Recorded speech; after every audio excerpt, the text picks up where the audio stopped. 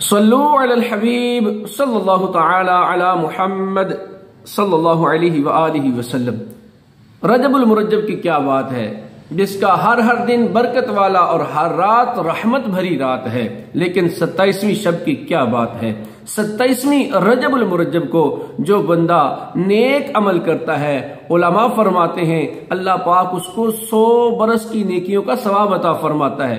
اور اس کے علاوہ جو بندہ 27ویں رجب المرجب کو 12 رکعت نفل نماز اس طرح پڑھتا ہے کہ ہر بار سورہ فاتحہ کے ساتھ کوئی سی بھی صورت ملاتا ہے، 2 رکعتوں پر التحیات پڑھتا ہے اور 12 رکعتیں پوری کرنے پر سلام پھیر کر 100 مرتبہ سبحان اللہ والحمد للہ ولا الہ الا اللہ واللہ اکبر پڑھتا ہے، 100 مرتبہ استغفار کرے، استغفر اللہ ربی من کل ذنب واتوب الیہ، اور 100 مرتبہ مصطفیٰ جان رحمت صلی اللہ علیہ وآلہ وسلم کی بارگاہ ناز میں درود پاک کا ہدیہ پیش کرتا ہے، اور اپنی دنیا و آخرت سے جس چیز کی اپنے رب عز و جل سے دعا مانگتا ہے، صبح کو روزہ رکھتا ہے تو اللہ پاک اس کی سب دعائیں قبول فرمائے گا، سوائے اس دعا کے جو گناہ کے لیے کی ہو۔